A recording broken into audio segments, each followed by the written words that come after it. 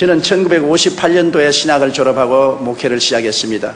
그때는 우리 한국이 6.25 사변의 큰 재난을 아직 극복하지 못했습니다. 너무나 무질서하고 좌절하고 절망적인 상황이었었습니다.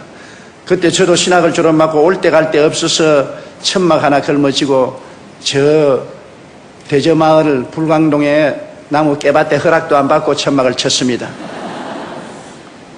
천막을 치고 난 다음 그 이튿날 주인이 와서 얼마나 호통을 치든지 주인 앞에 무릎을 꿇고 손을 비비고 백배사죄를 하고 비용을 내겠다고 해서 허락을 받고 24인용 천막입니다. 그것도 뭐 240명 들어갈 천막이면 몰라도 24인용 다 떨어진 천막을 치고 가마니를 깔고 복음을 증거하기 시작했는데 누가 와야 말을 하죠. 그때는 전라도나 경상도나 충청도에서 서울로 살려왔다가 못 산 사람들이 올 때 갈 데 없어서 값없이 나무 산비탈에 천막을 치거나 판자촌을 짓고서 온 것이 불광동입니다. 모든 사람들이 끼니를 넣고 있고 좌절하고 낙심했습니다. 술주정뱅이들, 창녀들, 공갈 협박꾼들, 폭력배들이 들끓는 곳이었습니다. 그곳에 가서 회개하고 천당 가라고 아무리 외친들 눈도 떠보지 않습니다. 아예 저들의 삶하고는 전혀 관계없는 그러한 세계를 제가 전파하기 때문에 그들에게는 복된 소식이 아니었었습니다. 귀찮은 소식이었었습니다. 가는 곳마다 박대를 당하고 깡패들이 그 24인용 천막을 불로 태우겠다고 늘 협박을 하고 고난을 겪었습니다. 제가 전통적인 복음을 증거해서 예수 믿고 천당 가라, 안 가면 지옥 간다고 아무리 외쳐도 공허한 소리에 불과했습니다. 하루는 가장 그 동리에서 이름난 집에 전도를 가려고 했습니다. 유화문 씨라고 한경북도 북청에서 피난을 오는데 아들만 9인간 그래요. 딸은 없겠어요. 그리고 그 부인과 함께 사는데 왜 유명하냐면 10년 동안 그는 술주정뱅인데 얼마나 술을 퍼먹든지 옛날에 불광동에는 서울에 있는 모든 화장실에서 가져온 배설물을 큰 호수같이 파놓고 거기에 배설물을 갖다가 부은 것이 그게 불광동이요 대저마을 우체가 있는 곳입니다. 뭐 배설물 냄새가 하늘을 충천합니다. 그런데 그분만이 유독이 술 먹고 배설물 속에 들어가서 목욕을 합니다. 유명합니다. 그러면 그 부인이 와서 일꾼들을 시켜서 목을 새끼줄로 묶어서 배설물 속에서 끌어냅니다. 끌어내가지고서 개천에 가서 물을 덮어 씌워서 씻어서 집으로 데려오는 그러한 상황이기 때문에 유명하죠.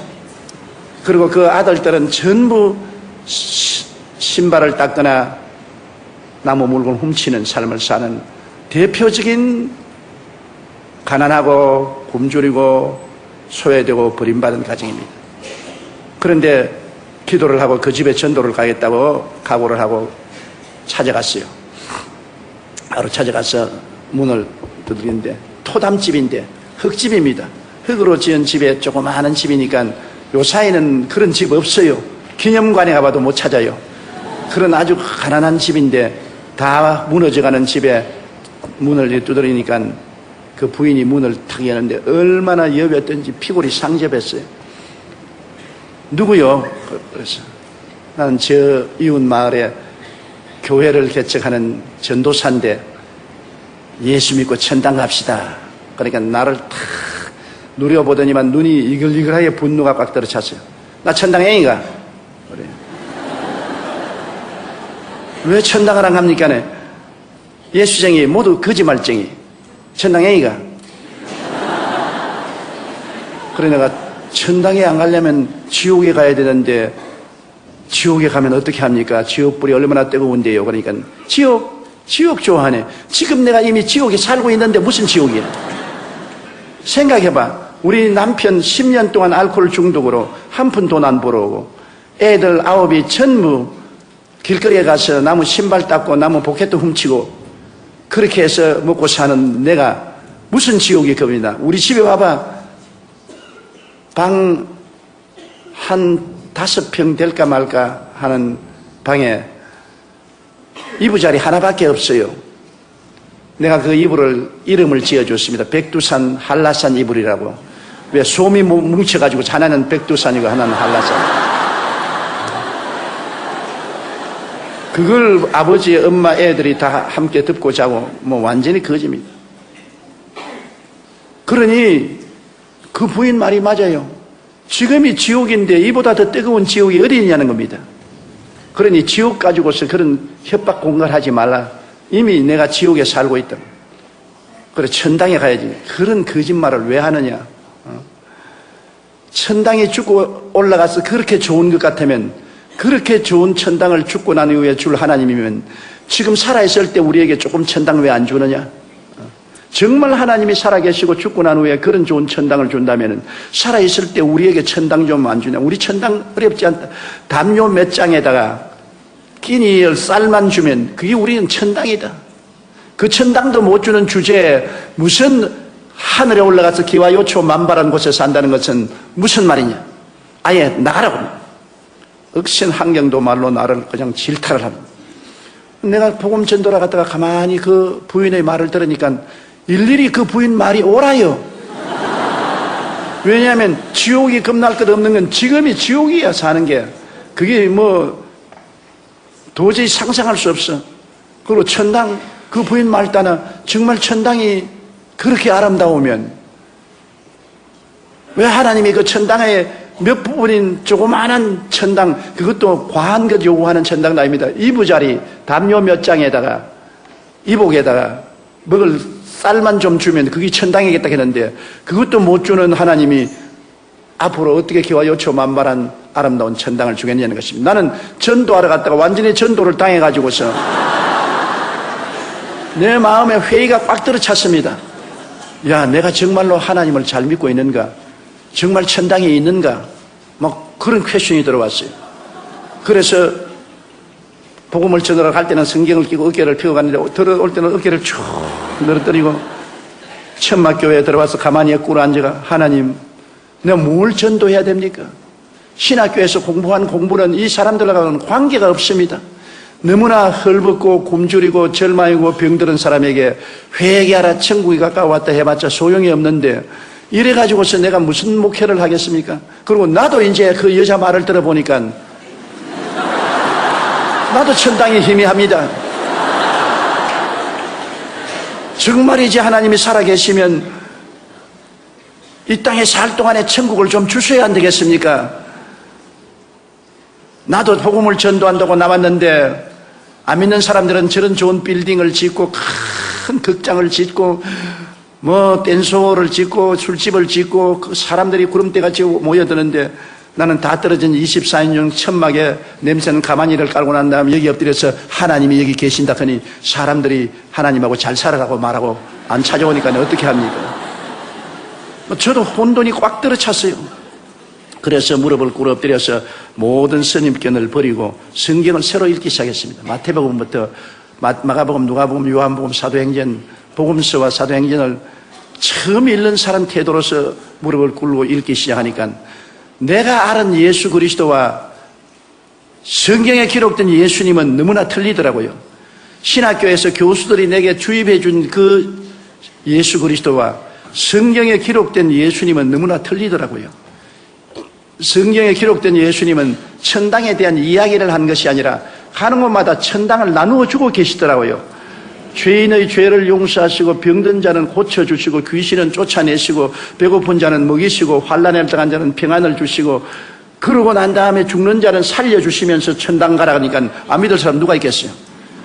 예수님은 천국에 대하여 이야기하는 것이 아니라 천국을 나누어 주시는데 나는 천국에 대한 이야기만 하지 나누어 주지 못하니까 나로서는 도저히 감당을 못할 일인 것입니다. 내가 주님께 엎드려 눈물을 흘리며 기도했습니다. 주님하고 나하고는 다른, 주님은 사람들에게 와서 그들이 필요한 것을 직접 채워주셨습니다. 죄인에게는 용서를, 외로운 자원에게는 평안을, 가난한 자에게는 먹을 것을, 죽는 자는 살려주고 병든 자는 고쳐주시고 귀신은 쫓아내주시고 살아있는 그리스도를 전했는데 나는 역사적인 그리스도를 전하고 천당을 줄 수 없는 사람이 되었으니 어떻게 합니까? 그렇게 눈물을 흘리고 기도를 하는데 성령께서 저에게 말씀하시기를 너도 천당을 주라. 주님, 내가 누구기에 천당을 줍니까? 주님, 도저히 나는 못합니다. 그러니까 네가 잘못되었다. 예수 그리스도는 어제나 오늘이나 영원토록 동일하시고 그가 오늘날 살아계셔 너와 함께 있다면 내가 한 일을 네가 해야 될 것 아니야. 너도 살아있는 하나님을 전가하고 천당을 주라. 소위 말하는 살아있는 성령 운동을 하라. 문자적인 신앙을 가지지 말고 살아있는 성령 운동을 하라. 그래 기도를 많이 하고 또 얼마 후에 그 이초희 씨 집을 찾아갔습니다. 요번에는 좀 마음이 훈훈해서 제가 찾아가서 문을 두드리니까 문을 탁 열면 또 왔네? 좋은 소식을 가지고 왔습니다. 무슨 좋은 소식? 당신의 남편이 알코올 중독에서 해방될 수 있는 소식, 당신의 자식들이 학교에 가서 공부를 하고 훌륭한 자녀들이 될 수 있는 소식, 당신의 그 위장병과 심장병이 낫고 사람답게 살 수 있는 조그마한 집이라도 마련해 줄 그분을 내가 소개하기 위해서 왔습니다. 그런 분이 어디 있어? 그런 분이 계셔요. 그분을 만나면 팔자가 달라집니다. 이상하네. 전에는 그렇게 말 안 하던데. 전에는 그렇게 말 안 했지만 지금은 이렇게 말합니다. 그분을 만나보세요. 내가 소개를 해줄 테니까 만나면 팔자가 달라집니다. 그러니까 두말하지 않고 샌들을 신고 방에서 나와서 나를 따르더라고요. 내 속으로 야 이것이구나. 전에는 반항감을 가지고 적개심이 으르으르하더니만 팔자를 고쳐준다는 사람을 소개해 준다니까 따라 나오는구나. 이런다면 온 동리 사람에게 똑같은 말을 하면 다 따라 나올 것 아닌가. 와, 마음에 아주 기분이 좋습더라고요. 그래서 논두렁길을 지나서 산비탈로 깨밭까지 왔습니다. 그러니 천막을 내가 세웠으니까 얼마나 엉터리로 세웠습니까? 나는 그런 목공의 기술이 없어요. 나무를 세워가지고서 천막을 세우니까 천막이 이렇게 있어요. 그래 그 앞에 와서 그분이 어디 있어요? 그래서 그분이 이 안에 계십니다.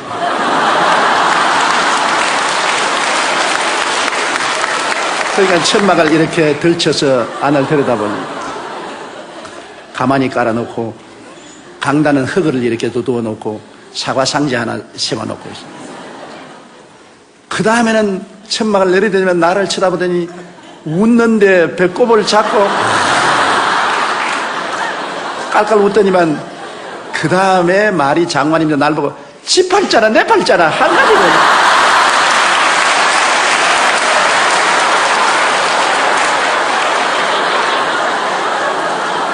내가 충격을 받았습니다.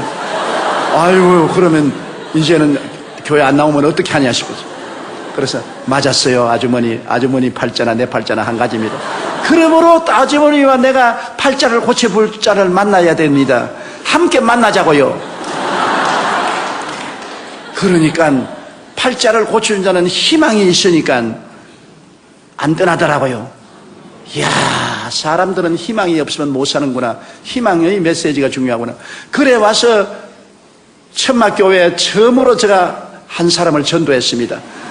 새벽에 나와서 같이 기도를 하는데 그 남편 이제는 술주정병에서 해방되기 위해서 기도를 합니다. 교인들 다 합쳐봤자 한 10명 안 되는데 모여서 기도를 하는데 이 남편이 술이 착 취해가지고서 우리가 기도하는데 와가지고서 너희들이 나 술 안 먹게 하려고 기도한다고. 그날부터 술 맛이 얼마나 좋은지 말도 못해. 아주 여러분의 기도가 내 술안주야. 막 온 천막이 막 술 냄새가 확 납니다. 그러면서 술을 취했으면서도 그런 소리를 하면서 앉아있어 천막교회. 그러니 내가 낙심이 얼마나 됩니까? 나는 그 사람이 싹 해방될 줄 알았는데 술맛이 더 있다 하는 바람에 기도를 하면 술맛이 더 있으면 어떻게 하느냐. 그래도 불구하고 그 술이 만취가 되어서 그때부터는 교회에 나와요.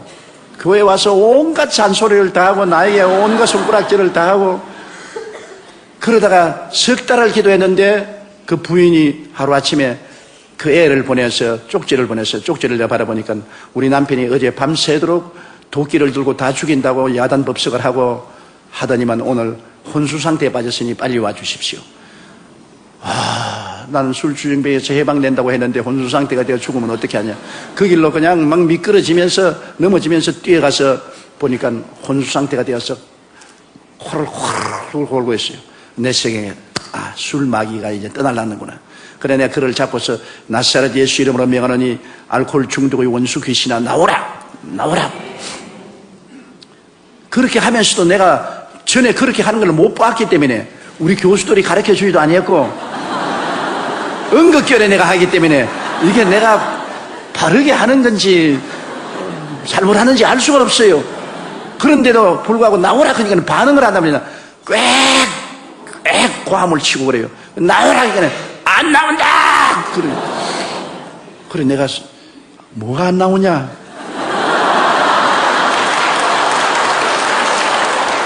알 수가 없어요. 이 사람이 나온다 그런지 안 나온다 그런지 진짜 귀신이 있어 안 나온다 그런지 알 수가 없더라고요. 그러나 막 대놓고 나오라고 하니까 나중에 내등부러지더니만 그때 이후로 술을 끊어버리고 완전히 변화가 돼요.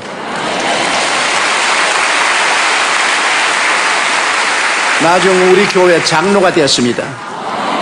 그러니까 한경북도 도민회에서 기념으로 이 사람에게 직장을 주었어요. 비로소 돈을 벌어서 처음으로 쌀한가마니를 집에 가져왔습니다. 참 그게 에피소드가 있어요. 그 부인이 10년 만에 쌀한가마니를 남편이 사오니까 너무나 반갑고 고맙고 남편이 그렇게 이쁘고 좋더랍니다.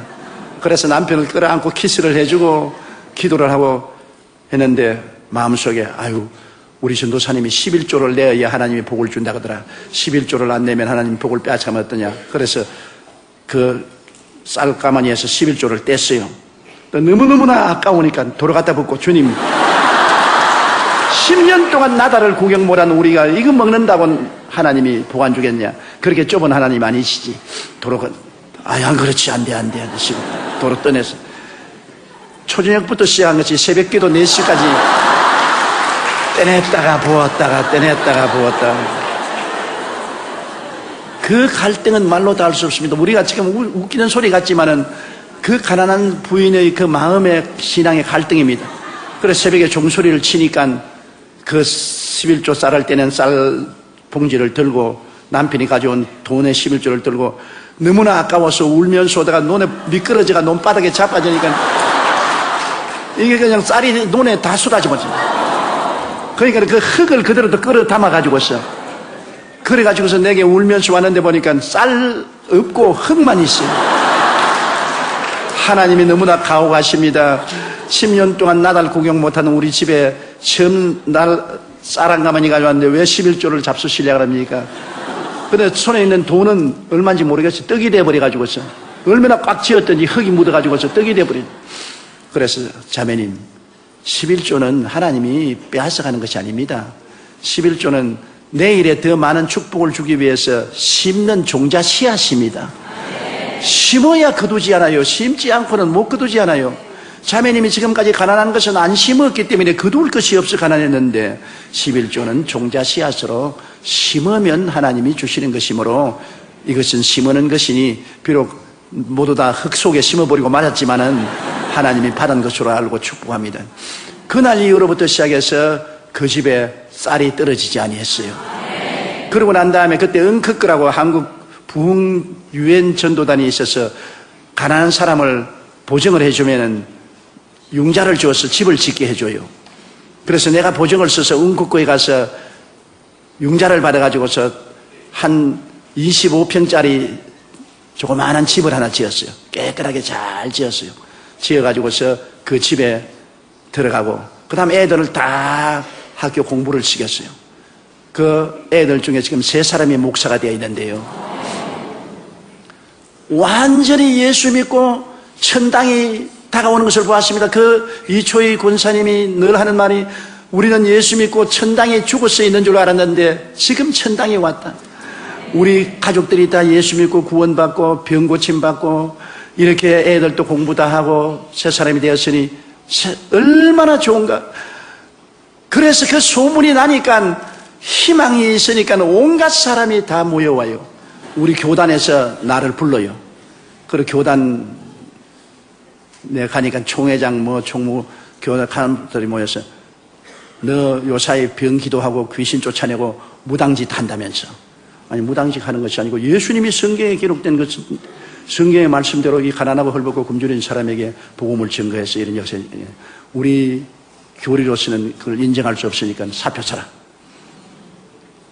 성령운동 하다가 그냥 쫓겨났어요. 그래가 나를 사표를 서락해서 사표 쓰고 나는 기독교에 대한 하나님의 성에서 쫓겨났어요. 무적자가 되었습니다. 그래가 낙심을 하고 있는데 겨울에 밤 12시쯤 됐는데 이 천막에서 사람이 와서 어떤 안진뱅이가 하나 와가 목사님을 전도사님을 찾는다 그랬어요.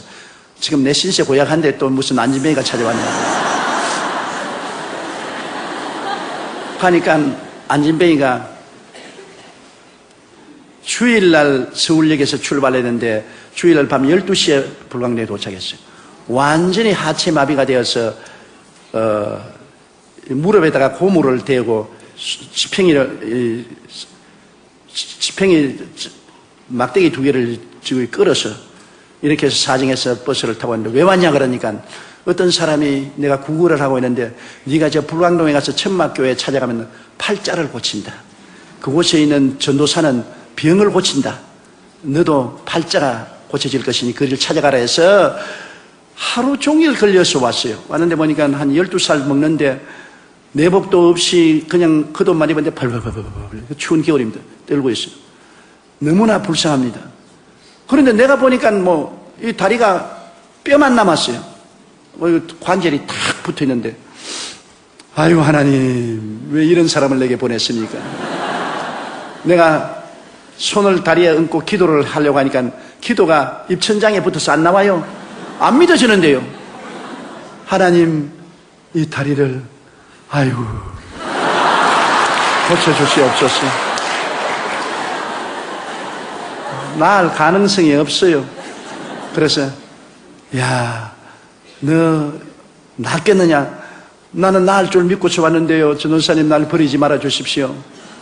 그럼 이 사람의 믿음을 좀 얻어야 되겠다고. 그래서 강단으로 나가서 엎드려가 하나님 아버지, 내가 병자위에 기도했지만 저런 건 처음 봤는데 내가 믿음이 안 생깁니다. 도저히 안 생기니까 하나님이 직접 고치세요.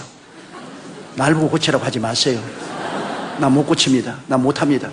그러고 부러지기 시작하는 것이 제가 눈물을 흘리고 1시간이 넘도록 그냥 기도를 하는데 온몸이 뜨거워지고 방언으로 막 기도를 하고 온몸이 뜨거워지고 그러다 보니까 마음의 믿음이 자꾸 들어오는데 뭉게구름같이 믿음이 피어오르는데 나중에는 내 생각에 내 손으로 이렇게 밀면 지구가 밀릴 것 같아요. 그래서 내가 그 아이에 가서 지금 이정부 박종선 목사님이 그때 청년회 회원으로서 철야 기도를 하고 있는데 그 사람하고 또 조병호 목사라고 그도 목사인데 그분도 청년인데 그 애를 어깨를 잡아냈습니다. 잡고 난 다음 제가 무릎을 안수하고 이렇게 기도를 하는데 내 마음속에 뭘 기도할 거냐 그걸 딱 펴버리라 그래요. 그래서 내가 무식하고 모르니까 범잡는다고 막 이 무릎을 오므려진다 내 온 힘을 가지고 올라서 누르니까 뼈가 딱딱 크니까 얘가 와 이거 엄마 사람 잡네 그러더라고요. 그래도 그 소리를 귀에 들으면서도 너무 내가 믿음이 생기니까 이 무릎을 떼가지고 와서 갖다 붙이면 붙일 것 같아요. 그래 눌러버리니까 무릎이 탁 떨어져 덜렁덜렁 하더라고요. 그런 거를 내가 탁 들어 올리니까 다리가 덜렁덜렁 하더라고요. 하는 거를 나사렛 예수 이름으로 명하노니 걸어라 확 밀어버리고 돌아섰다고요.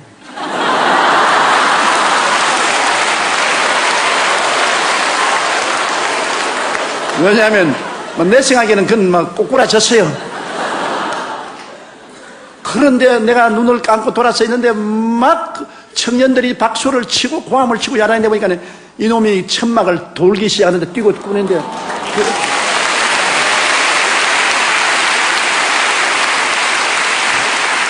미문가의 안진뱅이가 베드로와 요한의 은혜로 일어선 것과 같이 걔가 그 다음 일어나가지고서 온 동리를 다 다니면서 말한 거예요. 나 안진병인데 일어났다고.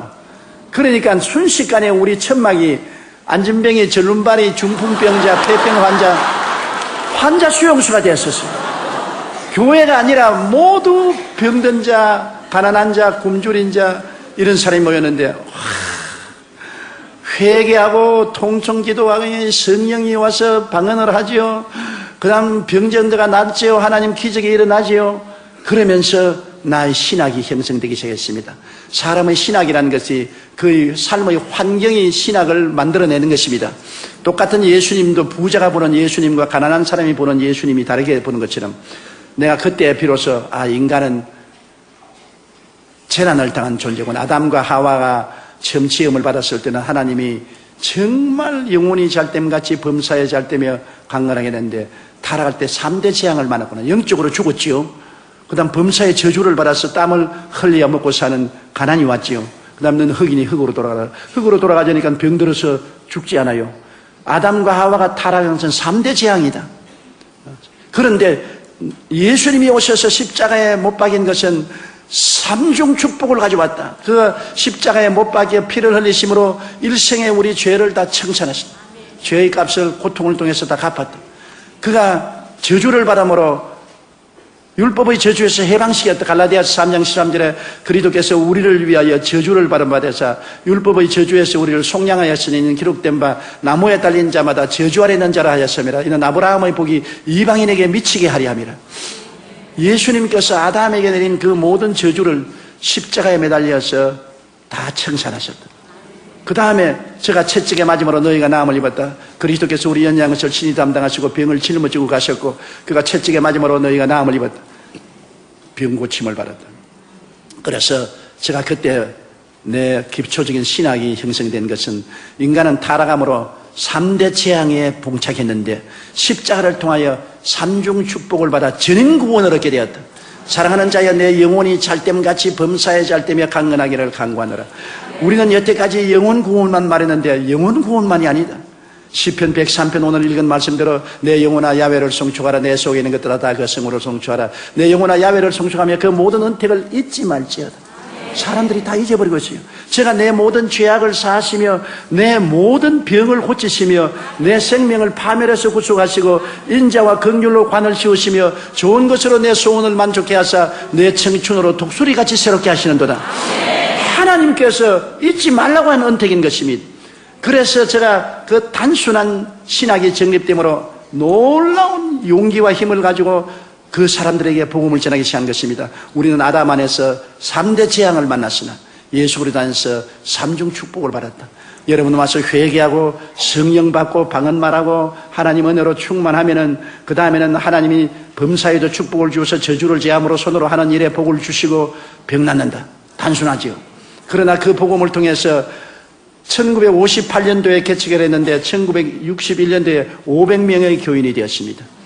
그 500명의 교인들이 다 나가서 직장을 구하고 직장을 얻고 장사를 하고 술 마시지 않고 방탕하지 않냐고 잘 살게 되어서 그 사람들이 모여서 땅을 사고 교회를 지을 수 있게 만드는 것입니다. 나는 한 동리가 예수 그리스도의 3중 축복의 복음을 듣고 변화되는 것을 보았었습니다. 그 조그마한 동리가 완전히 변화되었어요. 예수님이 점령을 해버렸듯이. 1964년도 하루 저녁에는 설교하다가 설교 중간에서 쓰러졌죠. 막 심장이 그대로 막 뛰다가 그냥 딱 멈춰버린 거예요. 그래서 내가 강단에 쓰러졌습니다. 쓰러지니까 교인들이 절단 강단이 났죠. 교회 한 3,000명이 꽉 들어차 있는데 그 앞에서 설교하다가 말고 쓰러져 큰 대자로 들어 누웠으니까 이게 왜 말입니까? 보통 목사 같으면 괜찮은데 한참 성령 운동하고 그냥 방언하고 병가인 기도하고 귀신 쫓아내고 하는 사람이 그 모양이 되었으니까 내가 쓰러지면서 말하기를 하나님 사무실에서 쓰러지게 하시지 왜 강단 앞에서 쓰러지게 하십니까? 그게 내가 마지막 기억입니다. 점잖하게 좀 쓰러지게 만들어주지 아니하시고 이렇게 하십니까? 그래서 적십자 병원으로 싣고 갔어요. 그래서 적십자 병원에서 나를 조사를 하더니만 어디에 손댈 것이 없다는 겁니다. 영양실조에다가 심장이 아주 나쁘고 그 다음에는 치질에다가 아주 폐병도 낫지 않는다가 신경쇠약에다가 어디에 손댈 것이고 당신이 이렇게 하면 얼마 안 해서 죽는다. 목회 그만두라. 그래서 집에 들어가서 들어누웠는데 엘리베이터를 타고 끝없이 밑으로 떨어지는 그런 감정입니다. 도저히 견딜 수가 없는 고통입니다. 그래 내가 주님께 주님이시여 나는 이제 목회를 할 수가 없습니다. 이대로 죽을 수도 없고 너무나 원통합니다. 주님이 왜 다른 사람을 다 고치면서 나는 안 고쳐줍니까? 울어도 대답 없는 이름이요 부르다가 내가 죽을 이름이요. 다른 사람 위해서 기도하면 성령께서 암이 나았다 절름발이가 나았다고 내게 말씀을 해주세요. 근데 내 병은 말하면 말씀을 안 해주시는 것이 침묵입니다.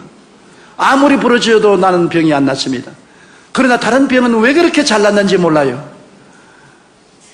그러니까 하나님께서 제가 말씀하기는 이제는 네가 목회를 하지 말고 교인들을 세워서 목회를 하라. 그래서 여러분 구역 조직은 제가 원조입니다. 주일날 여러분 내가 설교를 하는데 겨우 와가지고서 그때 7분 설교를 했어요. 서대문에 나왔는데 서대문에 2,000명 하는 교회에 10,000명이 넘게 나왔어요. 그런 가운데도 성령 운동하니까 막 교인들은 막 구름대같이 모여오는데 나는 죽을 판이거든. 그래서 내가 성경에 바울이 말한 거 사망은 내 몸에서 역사하고 생명은 너희 안에서 역사한다. 나는 죽어가는데 생명의 역사는 성도들에게 더 일어나는 것입니다. 그래서 내가 보통 7번 설교를 했는데 3번 설교하고 들려서 사무실에 들어간 설교하다가 쓰러지고 결혼 예식을 집행할 수가 없어요. 왜냐하면 신랑 신부 앞에서 잡아질라 하기 때문에 막 될 수 있으면 짧게 말을 하기 때문에 5분 만에 결혼을 끝마치는 것입니다. 그리고 장례식을 하기가 얼마나 겁이 나냐면 무덤 앞에 구덩이에 내가 먼저 떨어지려고 하는데 관이 내려가기 전에 내가 자꾸 떨어지려고 하는데 그 괴로움은 말로 다 할 수 없습니다. 그 괴로움은 말로 다 할 수 없습니다. 그래서 제가 하나님께서 네가 목회를 하지 말고 너는 평신도들을 가르쳐서 목회를 시켜라. 그래서 구역을 조직하기 시작해서 교회를 구역으로 나누어서 5가정씩 이렇게 나누어 가지고서 구역을 만들고 그러면 5구역이 모이면 지역을 만들고 이렇게 해서 교회를 맺겠습니다. 그 다음에 구역장 교본이나 적고 저는 주일날 설교가 난 다음 주일날까지 들어 누워 있어요. 일어날 수가 없습니다. 너무 심장이 나쁘니까. 그 다음 주일날 겨우 일어나 가지고 와서 설교가 난 다음 또 가서 또 들어 누워 있고 그 고통은 말로 다 할 수 없습니다. 그런데 하나님은 참 어떤 데 보면 무자비하더라고요. 1964년도에 내가 들어 누워서 고통을 당하고 있는데 너는 온 천하에 다니며 만민에게 복음을 전가하라. 하나님 내 혼자 어떻게 떠납니까? 이 약한 몸으로. 그때는 또 해외 나가면 선교로 나간다 해도 200불밖에 안 바꿔주는데 돈 200불 가지고서 내가 어떻게 합니까? 그러나 주님께서 너는 선교로 출발하라. 선교로 출발하라. 우리 교회도 겨우 목회하는데 그래서 죽기 아니면 살기입니다. 죽기 아니면 살기. 내가 여러분 뭐라고 말해도 하용조 목사님의 마음을 뼛속까지 알아요. 여러분은 모릅니다. 그 종이 얼마나 눈물과 피와 땀과 죽음을 앞서 체험하면서 목회를 하고 있다는 건 여러분은 모릅니다. 과부가 과부 사정 안다고. 내가 그 길을 걸어왔기 때문에 나는 알아요. 그래서 내가 그분을 사랑하고 존경하고 그분은 순교적인 사명을 가지고 복음을 전한 줄 알아요. 1964년도부터 시작해가지고서 하나님이 선교로 나가라 하면서 제일 먼저 독일 베를린에서 초청장이 왔어요. 비행기를 타고 가다가 몇 분이나 비행기에서 까무라치는지 말로 다 할 수 없습니다. 자리에 앉아있다가 너무 숨이 답답하니까 그냥 통로에 들어 누웠어요. 그냥 스튜디오에서 일어나세요, 아저씨 일어나세요. 요 사이 같으면 퍼스트 클래스로 타겠는데 그때는 3등 좌석에 타서 누울 데가 없으니까 좌석에 앉아있으니까 죽겠으니까 그냥 통로에 들어 누워요. 그래서 부흥에 가면 외국 사람들이 많이 있는데 내가 복음을 증거해야 되니까 약한 것을 보이면 안 되지 않습니까? 내 망신, 하나님 망신, 한국 망신을 하면 안 되기 때문에 그것이 갈보리 십자가에 매달리는 고통이었었습니다. 죽음과 삶의 경계를 가지고서 강단에서 설교를 합니다. 그리고 또 병자변 기도를 해요.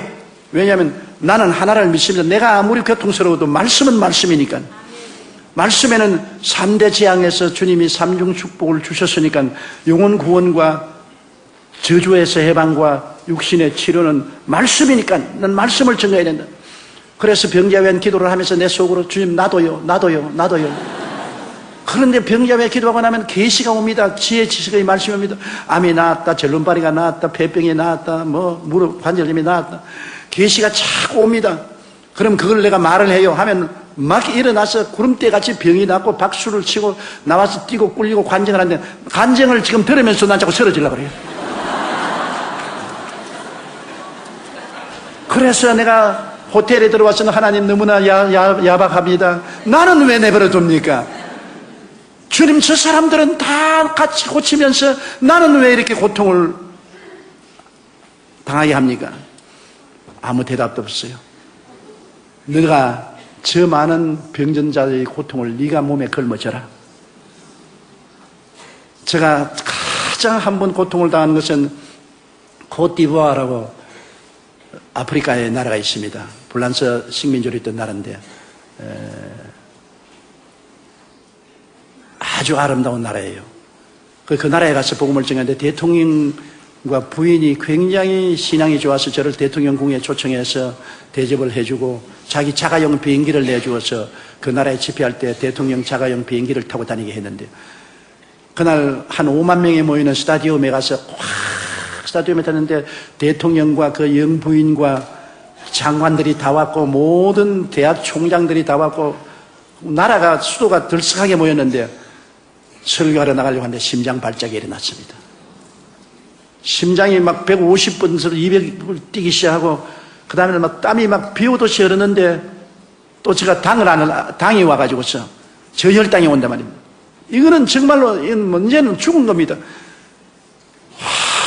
수많은 청중들은 뭐 그냥 열광하고 박수를 치고 찬송을 부르고 하는데 이제 사회하는 사람이 이제 한국에서 나온 위대한 조용기 목사님이 나오게 내 속으로 위대하기는 무슨 의미 개똥으로 위대하죠.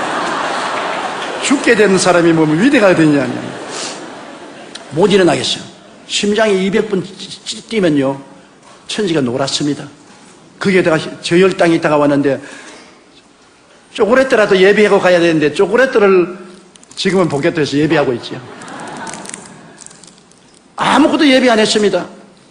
그러니까 막 진땀이 나고 막 머리가 막 아프기 시작하는데 하나님 지금이야말로 하나님이 홍해수를 바르는 기적을 행할 때니 주님이 임하여서 나를 살려주어야 내가 이 앉은 자리에서 저 강단까지 걸어나갈 수가 있습니다.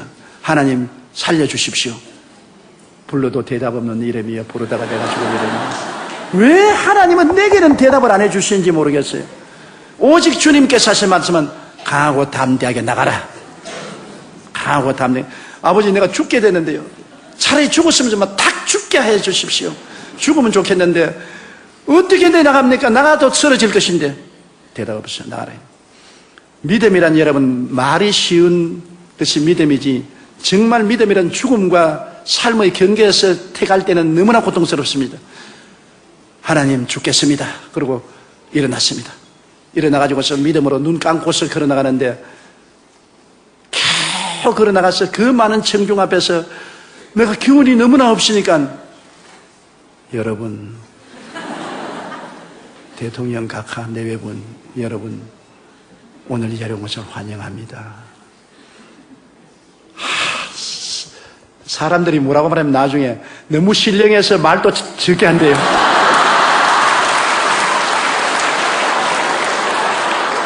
사람을 갖다가 이렇게도 해석하고 저렇게 해석하는데 나는 말을 못해가지고서 겨우 죽는 소리를 했는데도 신령해서 그렇게 적은 소리를 하는 거예요. 아주 강단을 잡고 땀을 뻘뻘 흘리면서 기절 안 하려고 정신을 가로모아서 그것도 또 한국말로 말하면 그냥 하겠는데 영어로 해야 되니까 또 단어를 기억해야 되지 않습니까? 그러니 그 괴로운 가운데서 그걸 한 30분 동안 설교를 겨우 마치고 회개할 사람 여러분 중에 회개할 사람 나오시오. 그러니까 세상에 수천 명이 나옵니다. 수천 명이. 그러니 하나님이 하시는 일은 사람이 해석을 할 수 없어요. 그래 나와서 그 사람들 주교로 인도하고 난 다음 또 병자 위에 기도했는데 왔다 그냥 안진뱅이가 일어나고 크라찌를 내 던지고 나오고 그냥 뭐 눈 안 보이는 사람이 눈을 보고 그래서 내가 서서 하나님 나도요. 근데 나는 하나님이 지나쳐 보려고 안 해주시더라고요. 그래야 그곳에서 내가 내 일생의 가장 어려운 위기를 믿음의 능력으로 이겨낸 것입니다. 그래서 제가 49년이 언제 몇 년이면 인생 50주년에 저는 목회를 졸업하는데 49년에 매일매일을 기적으로 살고 절대로 다음 주일에 내가 선다는 보증이 없었습니다. 이번 주일로서 나는 마지막이고 이제는 죽을 것이다. 그렇게 내일을 기약하지 못한 것이 49년간 강단을 비우지 않고 설교를 하고 세계를 115바퀴를 돌고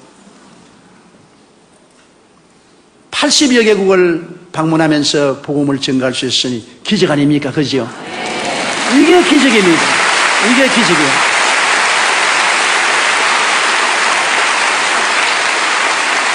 나는 우리 교회가 5명의 성도에서 75만 명이 될 때까지 교회 자라는 것을 인조히 해본 적이 없습니다. 교회가 자라는 건 몰랐어요. 언제나 강단에 설 때 안 넘어지려고 발부둥 치기 때문에 몇 명 왔는지도 몰라요. 안 넘어지려고. 아버지 이 2부 예배 안 넘어지게 하옵소서. 이 3부 예배 안 넘어지게 하옵소서. 아버지 4부 예배만 하고 죽더라도 안 넘어지게 해주십시오. 그러니까 교인이 많이 왔는지 적게 왔는지 전혀 몰라요. 교회가 자라는 것을 자랐으면 자랑을 하고 마음에 즐거워야 되겠는데 내가 죽을 판이니까 내가 즐거운 것도 없어요. 그렇기 때문에 여의도 순복음교회 75만 성도가 된 것은 하나님이 했지 제가 한 것이 아닙니다. 절대로 제가 한 것이 아닙니다. 이건 내가 겸손해서 하는 말이 아닌 것입니다. 절대로 내가 한 것이 아닙니다. 나는 할 수가 없어요. 하나님의 성령이 역사하셨죠. 저는 매일 강단에 설 때 성령님 나가십시오. 성령님을 인정합니다. 환영합니다. 모셔드립니다. 의지합니다. 성령님 Let's go dear Holy Spirit.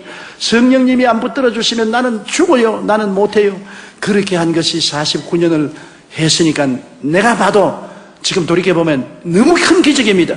어떻게 해냈는지 도저히 상상할 수 없는 것은 성령의 능력이 아니면 할 수 없습니다. 거기에서 제가 배운 것이 있습니다. 하나님께서 십자가에서 그리스도를 통하여 우리에게 삼중 축복을 부어주셨는데 이 은혜는 이미 주신 것인데 우리가 누리는 것은 우리 마음에 받을 만한 그릇이 준비되어야 된다. 첫째로 생각입니다. 생각이 변화되어야 되는 것입니다.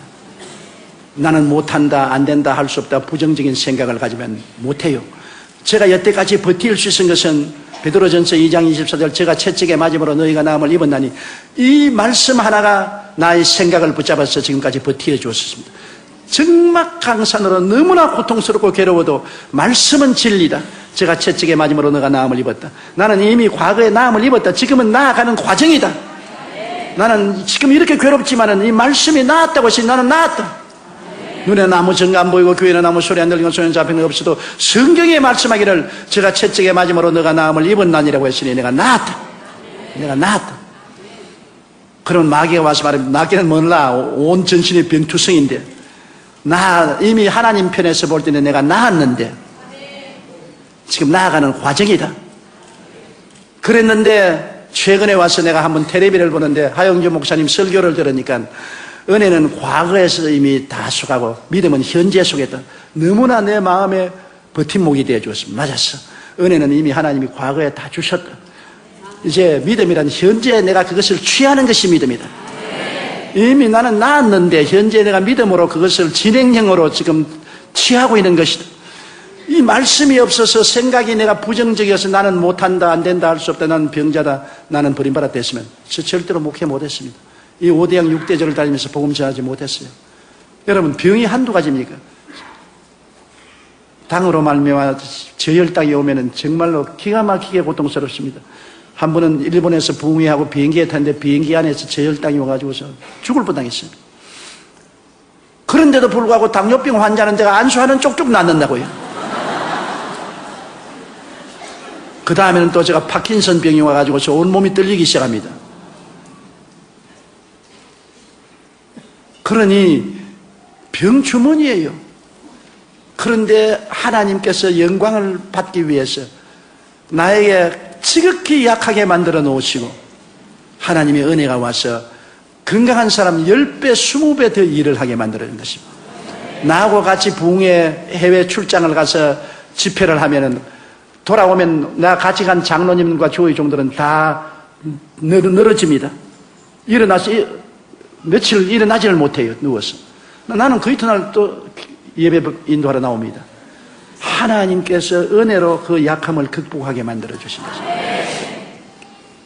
그래서 생각이 말씀으로 달라져야 됩니다. 저는 늘 마음을 새롭게 하는 것입니다. 아침에 일어나면 두려워 말라 내가 너와 함께함이라. 놀라지 말라 나는 내 하나님이 됨이라. 내가 너를 굳세게 하리라. 참으로 너를 도와주리라. 참으로 나의 의로운 오른손으로 너를 붙들리라. 이사야 41장 10절을 언제나 외우고 그 다음에는 시편 91편을 외웁니다. 하나님은 나의 피난처여 나의 요새여 나의 의리하는 하나님이니 제가 나를 제사장꾼의 오물에서와 극한 연병에서 건지실 것입니다.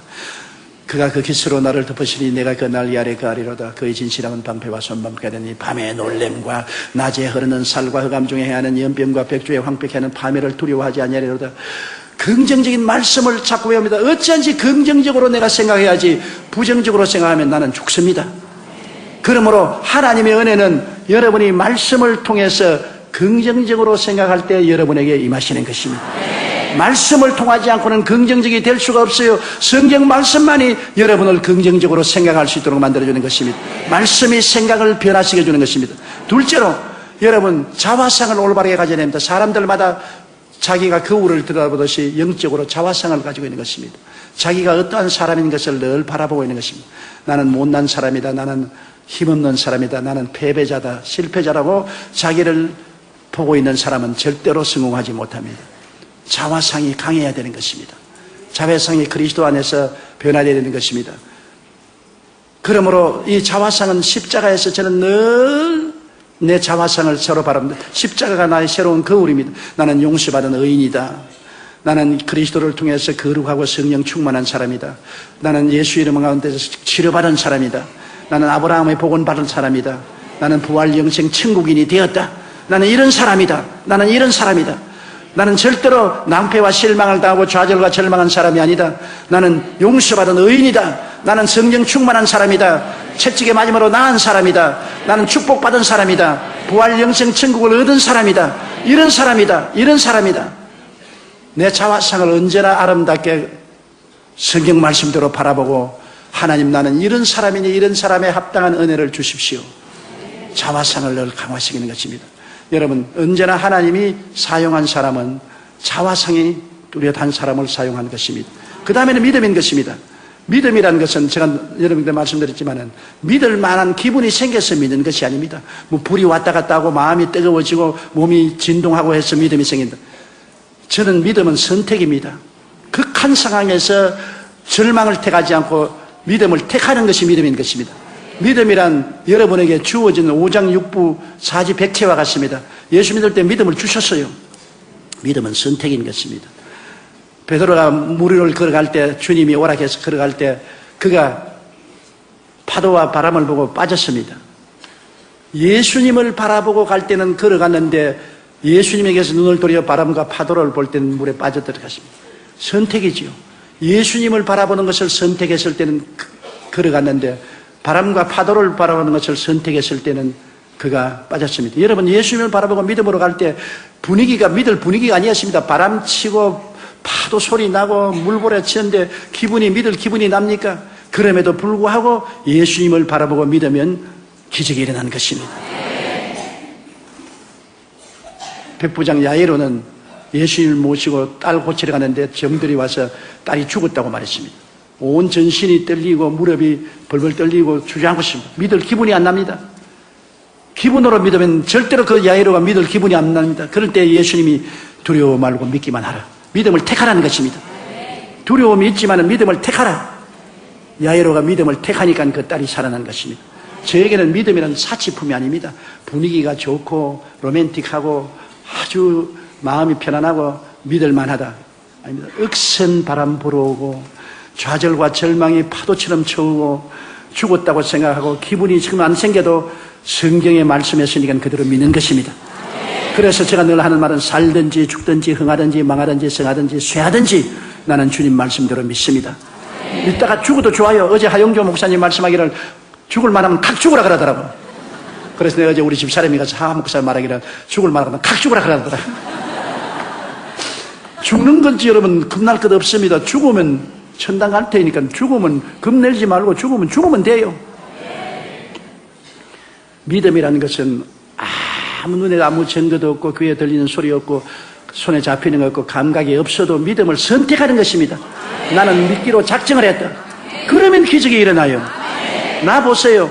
믿을 만한 기분이 전혀 안 생겨도 믿음으로 병자 위에 기도하면 병자들이 수없이 낫는다고요. 엄청난 기적들이 일어난다고요. 어떤 데는 내가 도저히 이럴 수가 있느냐고 할 정도의 기적이 일어난다고요. 그거는 믿음의 말씀대로 하기 때문에 그런 것입니다. 믿음은 선택입니다. 마지막으로 언어라는 것은 여러분 정말로 중요한 것입니다. 내 입의 말로 내가 묶였으면 내 입의 말로 내가 사로잡힌 바 되었다고. 내가 부정적으로 말하면 부정적인 세력이 나를 묶습니다. 내가 부산에 잘하는 이제 천국 가셨지만 김성근 장로님이라고 뇌신경학계의 세계적인 권위자입니다. 미국 존 소프스킨스 대학교 교수로 있었는데 그분이 하루 나에게 아침 식사를 하면서 이런 말을 해요. 조 목사님 내 목회에 도움되는 말을 좀 해주겠다고. 뭐니까 내가 뇌 수술을 해보면은 어느 중추신경에 손을 딱 대면 모든 몸의 신경이 다 반응을 한다. 어느 중추신경이 모든 다른 신경을 지도한다. 그러므로